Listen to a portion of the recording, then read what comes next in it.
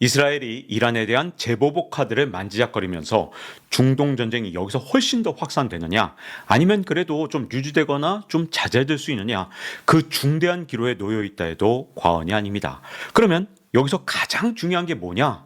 결국 이스라엘이 재보복을 하긴 할 건데 어디를 보복 대상으로 삼느냐? 여기에 따라 앞으로 중동 전쟁의 확산 가능성이 크게 달라질 것으로 보여집니다. 일단 이스라엘이 재보복을 하지 않을 가능성, 이건 안타깝게도 접어야 될 것 같습니다. 왜냐? 이스라엘이 이런 경우에 재보복을 하지 않은 경우는 한 번도 없었거든요. 자, 그러면 재보복 대상을 어디로 삼느냐? 이 단계별로 살펴볼 수가 있는데 가장 최악의 경우가 바로 이 두 가지죠. 핵무기 개발 시설이나 아니면 원자력 발전소를 직접 타격하는 겁니다. 그리고 두 번째 단계로 안 좋은 게 바로 이란의 유전이나 아니면 석유 수출 시설을 타격하는 거. 이게 2단계로 안 좋은 거고요. 마지막으로 정유 시설을 타격하는 거. 이게 세 번째라고 할 수 있습니다. 근데 서방이 바라는 건 좀 따로 있죠. 서방에서는 이거 다 안 돼. 그냥 이란의 군사시설을 좀 공격하는 척만 해주면 안 될까? 라고 서방에선 바라고 있습니다. 근데 이스라엘이 그냥 호락호락하게 서방의 바람대로 움직여줄 가능성은 굉장히 낮은 상태입니다. 자, 그러면 최악의 시나리오 중에 하나인 이란의 이 핵 개발 시설, 나탄즈 같은 곳을 직접 공격하는 시나리오를 살펴보겠습니다. 이 나탄즈에 대해서 타격 준비를 해왔던 것만은 분명합니다. 사실 올해 봄에 이스라엘이 이란에 대해서 공격을 했는데 그 공격 대상 중에 하나가 뭐였냐면 이 나탄즈, 이란의 핵무기 개발 시설인데요. 이걸 방어하고 있던 S-300 대공망을 파괴했습니다. 이게 바로 그때 당시에 파괴된 대공 방어 시스템에 그 있던 자리거든요. 나탄즈를 방어하고 있던 대공 방어 시스템 S-300을 굳이 파괴한 건 아무래도 나탄즈를 향후에 공격할 수 있다는 걸 보여준 그런 과시용도 있지만 실제 타격 가능성을 확인해 보기 위해서 이 S-300을 공격한 게 아니냐, 이런 추정도 충분히 가능할 것으로 보여집니다. 그렇다면 이스라엘의 공격 목표가 핵무기 개발 시설이 될 것이냐? 여기에는 몇 가지 문제점이 있습니다. 이란의 핵무기 개발 시설은 나탄즈 하나가 아니라는 겁니다. 그 이유가 뭐냐면 이라크나 이런 데서 한 군데만 이렇게 만들다 보니까 그냥 타격받으니까 바로 파괴돼 버렸어요. 이걸 이란에서 목격을 한 다음에 어떻게 했느냐? 이렇게 핵무기 개발 시설을 12군데로 나눠놨습니다. 이란은 국토가 굉장히 넓거든요. 이 넓은 국토에 핵무기 개발 시설을 쫙 뿌려놨기 때문에 이 12곳을 한꺼번에 폭파하는 것도 아니고 나탄즈만 파괴한다? 이걸로 끝나는 게 아니거든요. 그래서 이렇게 동시다발적으로 이 공격을 하기에는 이스라엘의 이런 공격 시스템이 그 정도까지 막강하진 않기 때문에 핵시설을 공격할 때 이스라엘의 한계가 조금 있습니다. 그리고 이스라엘이 갖고 있는 무장력에도 문제가 있는데요. 최근에 헤즈볼라의 수장 나스랄라를 폭격으로 사망하게 했을 때 그때 벙커버스터를 동원했죠. 그때 동원한 벙커버스터의 이름이 GBU-28일 것이다, 이렇게 추정하고 있습니다. 왜냐? 미국이 이스라엘한테 판 가장 강력한 벙커버스터는 GBU-28이기 때문이거든요. 근데 미국에는 이거 말고도 더 높은 단계의 벙커버스터들이 있습니다. 그 중에서 알려진 것 중엔 가장 강력한 게 GBU-57인데 이런 핵 개발 시설, 이란이 진짜 지하 깊숙이 묻어놨습니다. 지하 50m, 100m 여러 가지 설들이 있거든요.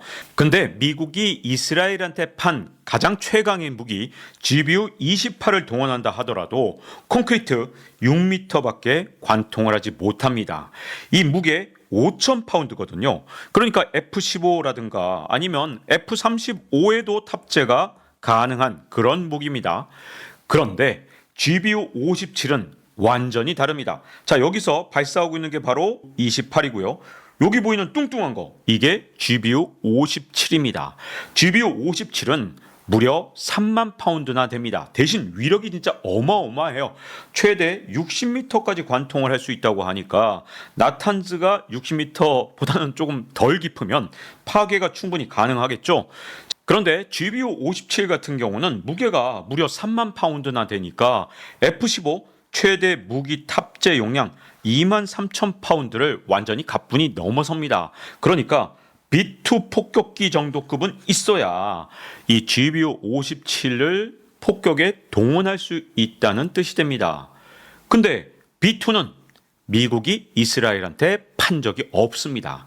그러니까 이스라엘은 이런 GBU-57 같은 정말 막강한 무기 이거 없거든요. 더군다나 이걸 실어 나를 B2 폭격기 이런 것도 당연히 없습니다. 그래서 미국의 도움 없이는 이 핵시설을 직접 타격해봤자 그 위에 시멘트 6m 정도 파고 들어가고 끝나버릴 가능성이 너무나도 큰 거죠. 근데 이스라엘 입장에서는 한 번 공격해서 100%이 파괴가 가능해야만 이 공격을 할 수 있지. 만약에 공격을 시도했는데 실패를 해요. 그러면 이란이 이제 대놓고 핵 개발하겠죠. 우리 핵시설을 공격했어? 그럼 오늘부터 핵 개발해야지? 라고 하게 되면 이란 같은 경우에 핵무장을 아주 빠르면 일주일 안에 할 수 있다는 얘기도 있고요. 늦어도 한 달 안에 할 수 있다는 얘기까지 있습니다. 그럼 이스라엘이 다시 공격하려고 준비하는 동안 얼마든지 핵무기를 개발할 수 있다는 뜻이 되거든요.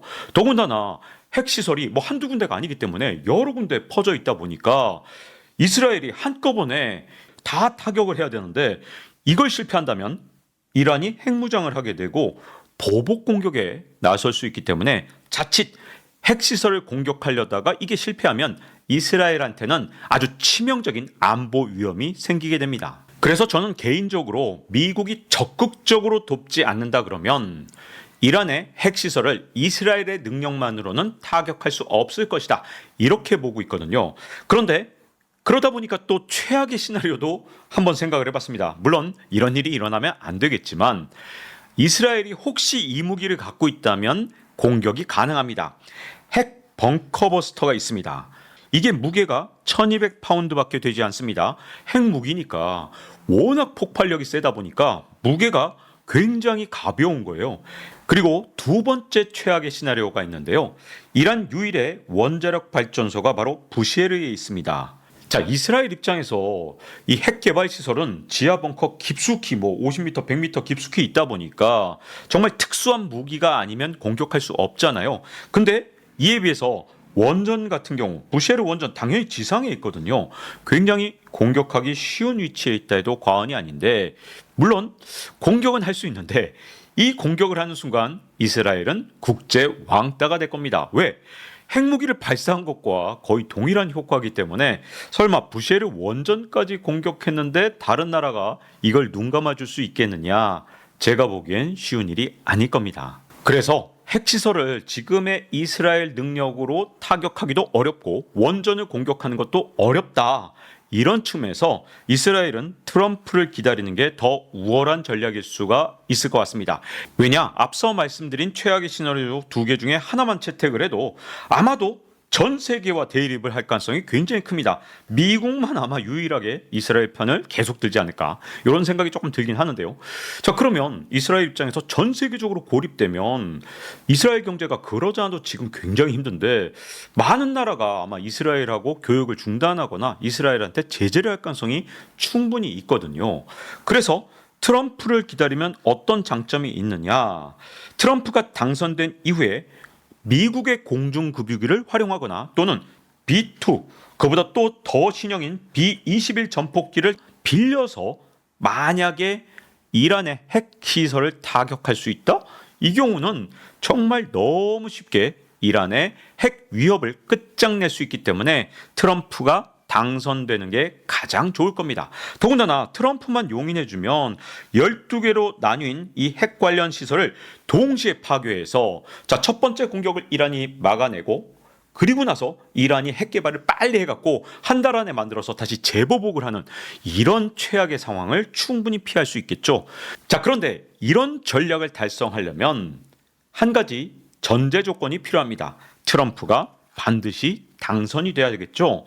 그래서 이스라엘은 앞으로 남은 대선까지 이 중동에서 어떻게든 분란을 만들고 분쟁을 만들어서 조금이라도 해리스의 당선 가능성을 떨어뜨리고 트럼프의 당선 가능성을 올려야 이스라엘한테 유리한 형국을 만들 수 있을 겁니다. 이스라엘이 이란의 핵시설을 진짜로 파괴하려는 목적을 갖고 있다. 그러면 전폭기가 직접 날아가서 벙커버스터를 떨어뜨려야 됩니다. 아까 말씀드린 것처럼 벙커버스터 중에서도 가장 강력한 무기를 써야 간신히 폭파 가능성이 있습니다. 그것도 한두 발 갖고는 안 됩니다. 수십 발을 동시에 떨어뜨려야만 가능성이 있는데 이건 미국의 전폭적인 지원 없이는 불가능하니까 그럼 현재 갖고 있는 이스라엘의 대안은 뭐냐?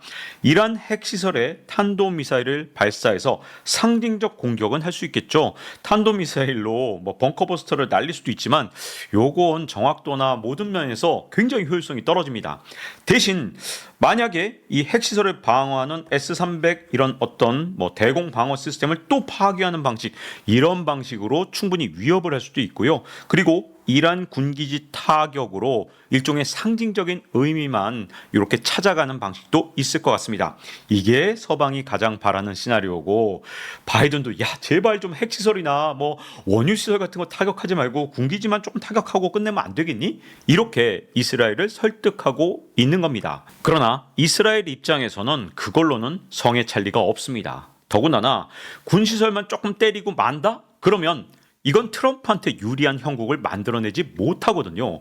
뭔가 중동 지역에서 훨씬 더 긴장 관계를 만들려면 그거보다 좀 더 강도 높은 공격이 필요합니다. 자, 그러면 이란의 핵시설 다음으로 이란하고 분쟁을 좀 더 키울 수 있는 그런 보복 대상이 어디에 있느냐? 바로 석유 관련 시설이죠. 석유 관련 시설도 세 개로 나눠볼 수 있습니다. 첫 번째는 유전 관련 시설입니다. 즉 원유를 캐는 시설을 파괴할 가능성인데, 그런데 이 원유나 아니면 천연가스 관련해서는 이란에 큰 약점이 하나 있습니다. 뭐냐면 주요 매장지가 전부 다 이란의 서부에 몰려 있다는 겁니다. 이란 땅이 워낙 크다 보니까 동쪽으로 가면 갈수록 이스라엘이 공격하기가 정말 힘들어요.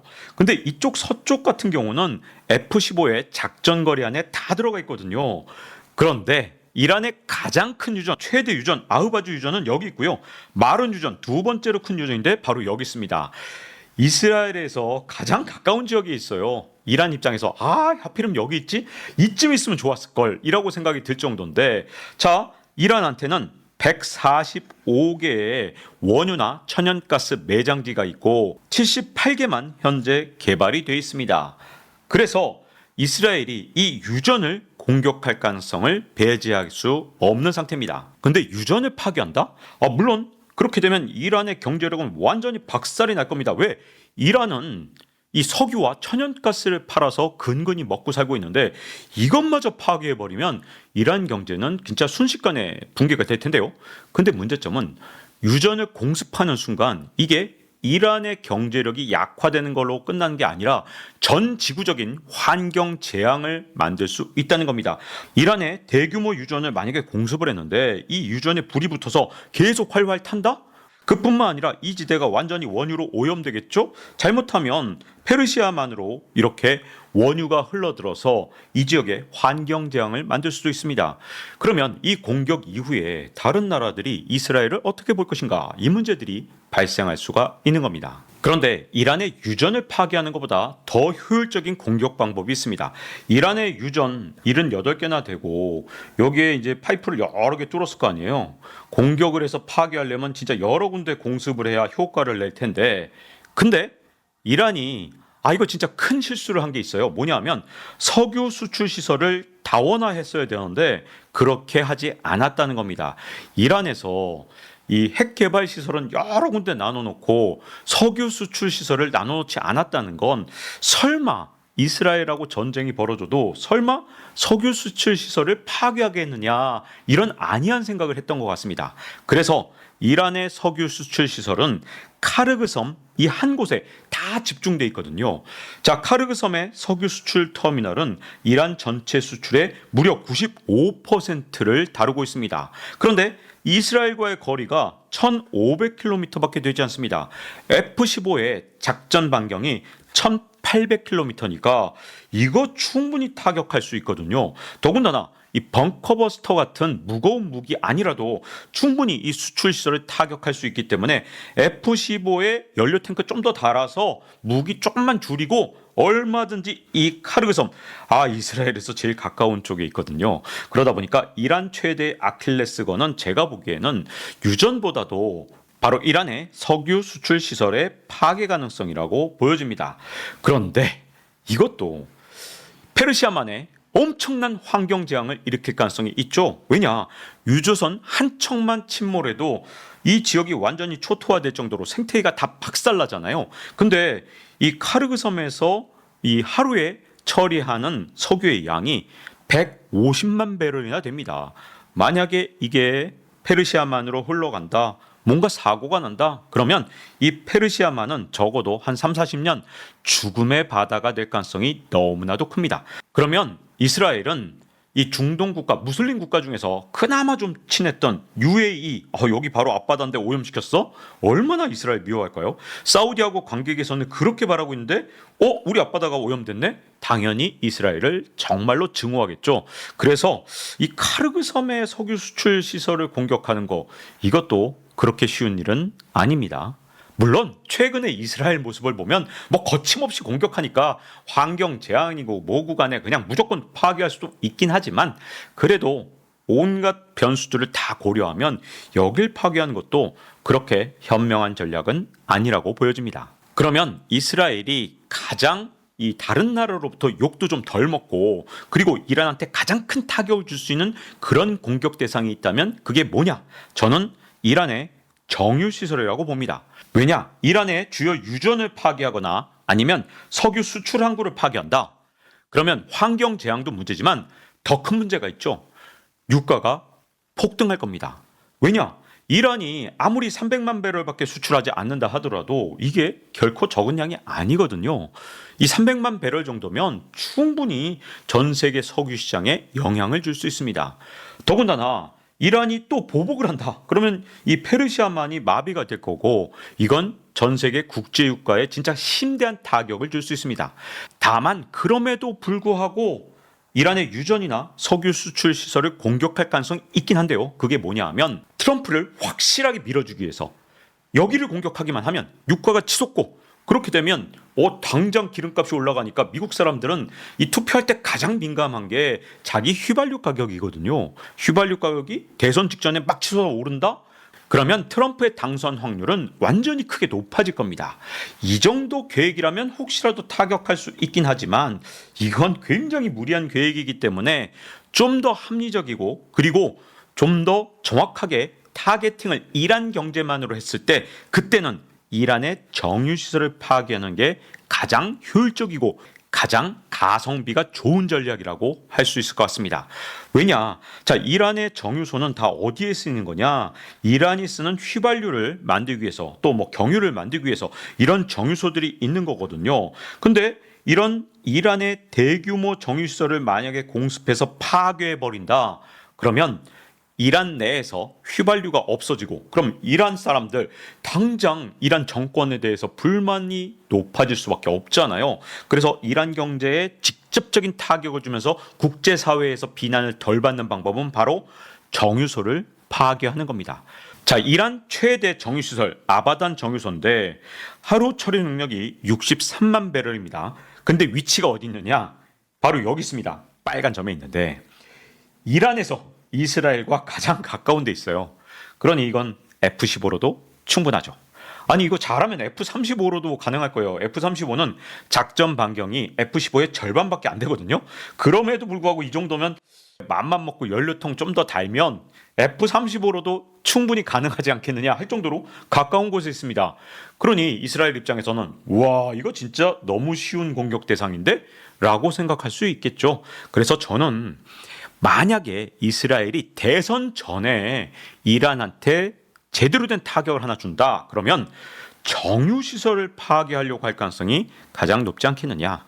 다만 미국하고 서방에서 이스라엘한테 계속 설득을 해서 야, 정유시설은 진짜 너무하잖아, 그건 좀 심하니까 제발 좀 하지 마, 그런 설득이 통했을 때는 그때는 이란의 정유시설이 아닌 군사 시설을 공격하는 정도로 끝날 가능성이 있다고 보여집니다. 이 경우에는 중동 전쟁이 확전된 가능성을 좀 막을 수가 있긴 할 겁니다. 근데 언젠가는 반드시 이스라엘이 이란의 석유 수출 시설, 정유 시설 또는 유전을 파괴할 가능성이 있다고 봅니다. 왜냐? 이스라엘은 이제 아예 자기의 본심을 드러내기 시작했습니다. 네타냐후가 9월 30일에 연설을 하면서 어떻게 연설을 했느냐? 이란의 친이스라엘 정권을 세우고 싶어하는 그 욕망을 완전히 드러냈습니다. 이란 국민들한테 쿠데타를 일으켜라, 밀란을 일으켜라 이렇게 권유하는 연설을 했거든요. 자, 이란 정권이 고귀한 페르시아인들의 어떤 희망을 절망의 구렁텅이로 바꿔버렸고 당신들의 삶을 파괴했는데 정권만 바꾸면 그렇게 전쟁에 쓸 돈을 인프라나 아니면 자녀 교육이나 의료에 써서 당신들이 훨씬 잘 살게 될 것이다. 소수의 광신적 이런 신정주의자들이 당신의 꿈과 희망을 짓밟게 그냥 두지 마라. 봉기해라. 이렇게 말한 것이나 다름없는 그런 연설을 했습니다. 그 얘기는 이란의 정권 붕괴 또는 교체 이걸 이스라엘이 원하고 있다. 이렇게 볼 수 있는 거고요. 아예 이제는 대놓고 연설까지 해가면서 이걸 전 세계에 공표를 했죠.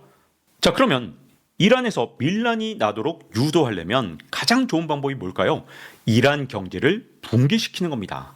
자, 이제 네타냐후의 패는 다 나온 셈입니다. 지금 네타냐후는 2050년쯤에 이스라엘 경제가 굉장히 악화될 걸 다 계산하고 있거든요.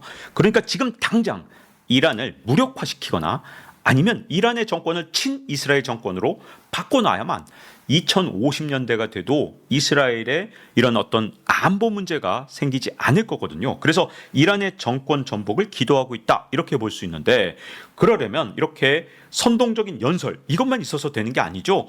실제로 경제난을 일으키면 됩니다.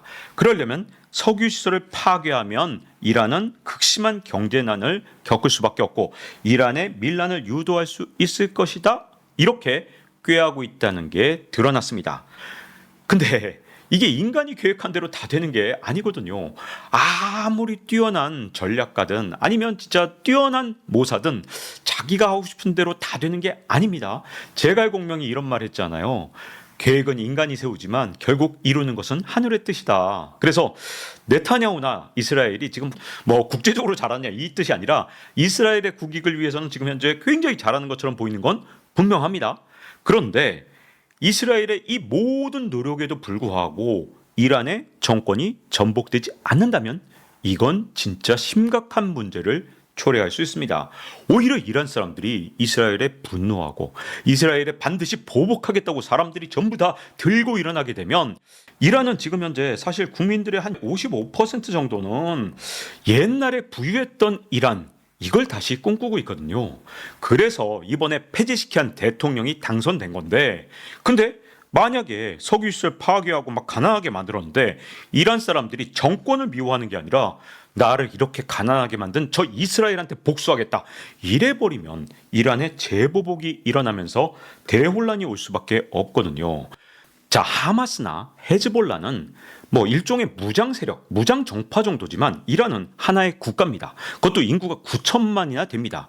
완전히 이란 경제를 파탄 지경으로 내몰지 않는다면 이 9천만이 계속해서 새로 병력을 모집할 수 있고 또 9천만이 다 되니까 어떻게든 먹고 살 길을 만들어내기 때문에 결코 하마스나 헤즈볼라 수준으로 이란을 봐서는 안 되거든요. 그래서 일단 공격을 하면 아예 초토화를 시키거나 진짜로 정권을 전복을 시켜야지 그걸 실패한다? 그러면 이란은 아무리 무너져도 다시 일어나서 또 다시 일어나서 재보복을 할 겁니다. 여러분 아프간이나 이런 나라들이 다시 일어나는 거 계속 보셨잖아요.